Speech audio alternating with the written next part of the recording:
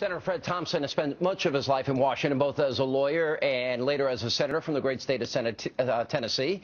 And in 2008, following his own run for the White House, he endorsed fellow GOP candidate John McCain. But tonight, Fred Thompson is here with us in a Hannity exclusive to announce who he is supporting in 2012 for the Republican nomination. Senator, welcome back.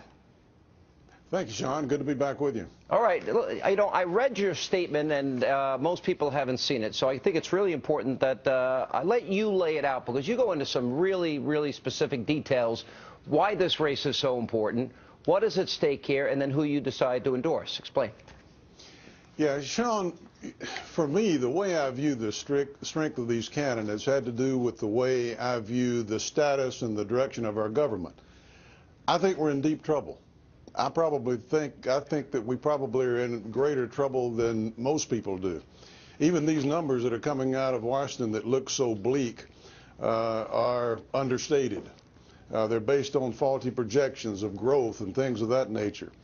We have historically low interest rates now. When those interest rates start to come up as the largest debtor in the world, we're going to be in an additional fix that we can't bail ourselves out of. I think we're at a tipping point in this country. I think there are going to be more people in the wagon soon than are pulling the wagon. Yeah, we're close. I think we're there. You know, almost half the people are the recipient of some federal government program. Almost half the people pay no federal income tax. I think this president is taking us down the road of a genuine welfare state, full-fledged, even when we have the example of Europe to teach us and guide us. And I think the American people see what's going on there, see what's going on in their own country, and that's why they're organizing in hamlets and communities and towns all across this nation. You know, some of them are called tea parties.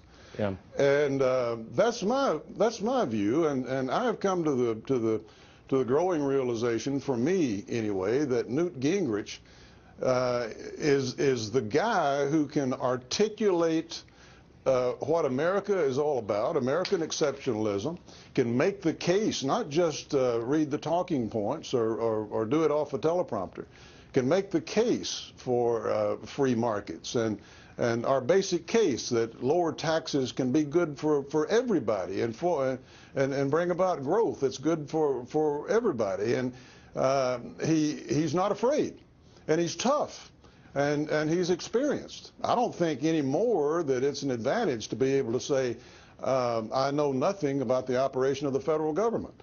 I know something about it, Newt knows something about it, and it is a colossal mess. I came to Washington in 1995 in part because of what was going on in the country right now that had been generated in large part by the leadership of Newt Gingrich.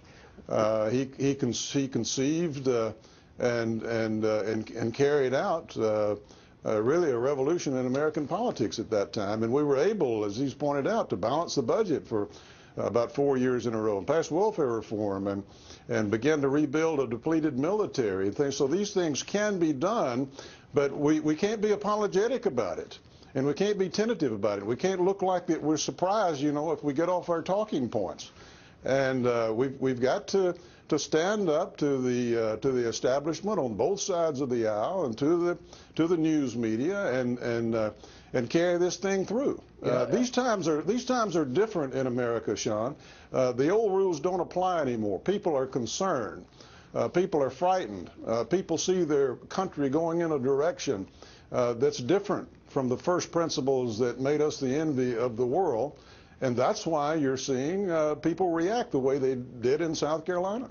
You released a report, and you mentioned this in your statement. You put this together when you were the chairman of the Senate Government Affairs Committee in 2001. Yeah.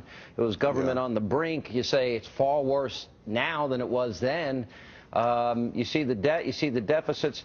What do you make of? I mean, even tonight, you know, Governor Romney is coming down hard on Newt, a Washington insider, resigning into. I mean, it was one attack after another, and. You know, I don't think this is the path towards inspiring people on either side when any of these guys are attacking each other. And, you know, they spent 20 minutes on this earlier tonight in a debate. Yeah. Well, I'm not really surprised. I guess I am surprised that Newt's doing his own, shall we say, tough and gritty work. Usually he leaves that to his surrogates and to the super PACs to put on those television ads, and they've spent millions and millions of dollars on attacks like that, while while Mitt stands up there, you know, and I think in the last debate said one of his regrets was that he had said something negative towards one of the candidates. So now he's coming out with an array of accusations that, you know, everyone can be addressed, you know, in the proper time. So if these candidates want to spend their time talking about what happened 10, 15, 20 years ago, and mistakes that were made in their personal lives or their business lives or their political lives, I'm sure that each candidate is going to have plenty to talk about. But I think the American people are fed up with all of that and are asking the question, who is going to be bold enough, smart enough, articulate enough to carry the mail? To beat Barack Obama and start the difficult task of righting this American ship. Will you head out on the campaign trail with Newt Gingrich? Oh, I'll do some things, I'm sure, but it's not a full-time job, and I'm not going to be a spokesman for the campaign or anything like that. I have the same concern that every father and grandfather has, and same thing that got me involved in politics to start with, and that is, you know, to try to leave the place a little better than you found it. And I've been the recipient. You know, I above all else know that you know, you can be born into modest circumstances in this country, but you're blessed in ways that kings of old could not even begin to contemplate. You know, you're born with a legacy of freedom and independence and free choice, and you know, people and the founding fathers of this country understood human nature, and they understood the wisdom of the ages and the lessons of civilizations that have come and gone. And these things have come together, you know, to give us the kind of life that we've had. And I'm ashamed kind of what our generation is in the process of leaving the next one. You know, I just turned 50, Senator, and you think about life a little different. Something about that age, and I know you're about to turn 50, so you'll know what it's like in a couple of months. Won't be long. Won't be long.